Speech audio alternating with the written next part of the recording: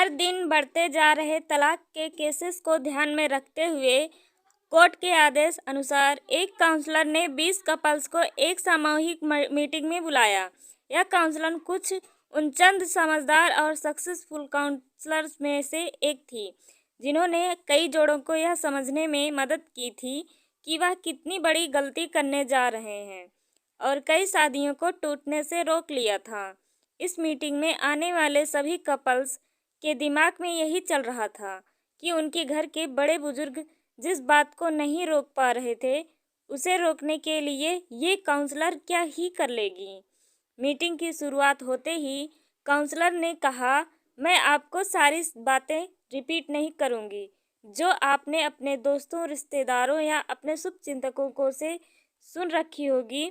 मैं आपको एक गेम खिलाऊंगी। उसने सभी जोड़ों को ध्यान से देखा और बाद में एक महिला को अपने पास आने के लिए कहा। जब वो महिला उसके पास आई तो उसे एक चौक देकर पास वाले ब्लैक बोर्ड पर अपने सबसे करीब 25 लोगों के नाम लिखने के लिए कहा।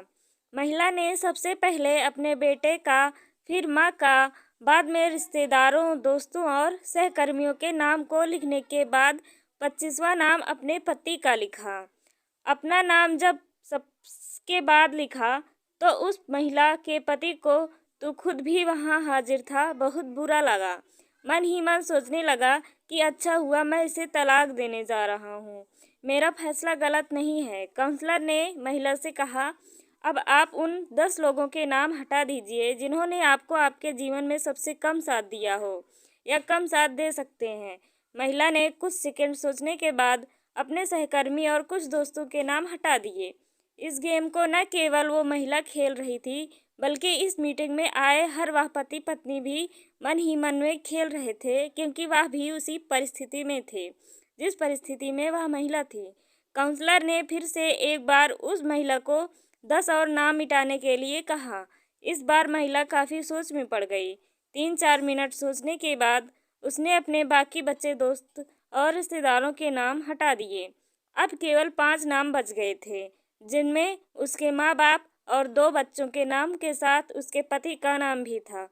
हर कोई यह देखकर हैरान था कि सबसे आखिर में अपने पति का नाम लिखने के बाद भी उस महिला ने दोनों बार जब 10-10 नामों को मिटाने के लिए कहा गया तो उसने अपने पति के नाम को नहीं मिटाया। काउंसलर ने अब उस महिला की तरफ देखा और बोली, आपको 2 नाम और मिटाने होंगे। महिला अब दुविधा में थी। वह काउंसलर की तरफ ऐसे देख रही थी जैसे कह रही हो कि मेरे साथ ऐसा जुल्म मत करो। काफ़ी समय लेने के बाद जब महिला ने 2 नाम मिटाए तो उसकी आंखों में आंसू थे, क्योंकि वो नाम उसके माता पिता के थे। मीटिंग में आए सभी लोग इस घटना को बड़े ध्यान से देख रहे थे। उन्हें हर बार आश्चर्य हो रहा था, लेकिन इस बार कुछ ज़्यादा ही हुआ, क्योंकि सब मान रहे थे कि जब साथ देने के लिए बात हो तो कोई भी व्यक्ति अपने माँ बाप का नाम नहीं मिटा सकता। काउंसलर यहीं पर नहीं रुकी। उसने अब महिला से कहा कि एक आखिरी बार 2 और नाम मिटा दीजिए।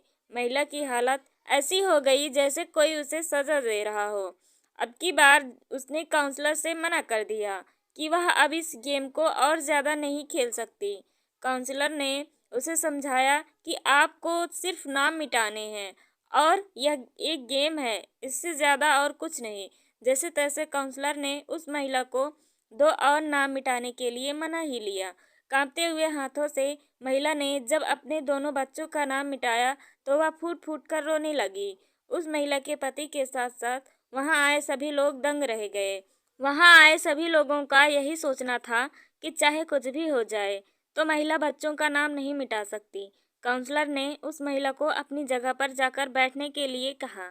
काउंसलर ने वहां आए सभी जोड़ों की तरफ ध्यान से देखा जो उतने ही दुखी थे जितनी कि ये महिला थी। काउंसलर ने उन सभी से पूछा कि महिला ने ऐसा क्यों किया। कोई भी उस सवाल का जवाब नहीं दे रहा था, दे नहीं पा रहा था या देना नहीं चाहता था।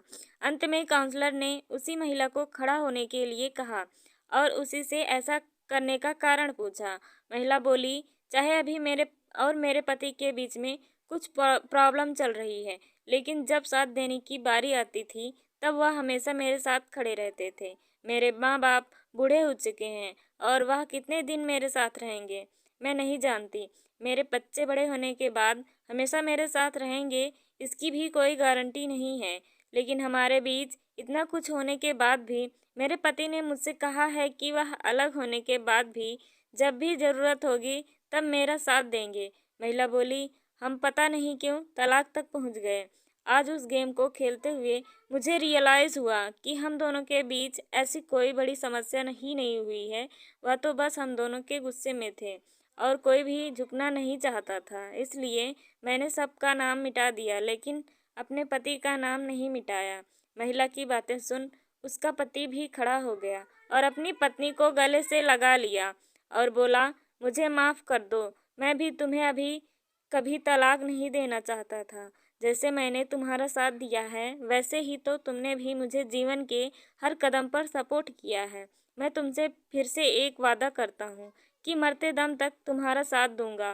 काउंसलर ने अपना काम कर दिया था। उसने वहाँ पर आए हर एक जोड़े को यह सोचने के लिए मजबूर कर दिया था कि जो वह करने जा रहे हैं, कहीं वह अपने झूठे अहंकार और गुस्से की वजह से तो नहीं है, कहीं वह अपने साथी के साथ कोई अन्याय तो नहीं कर रहे हैं।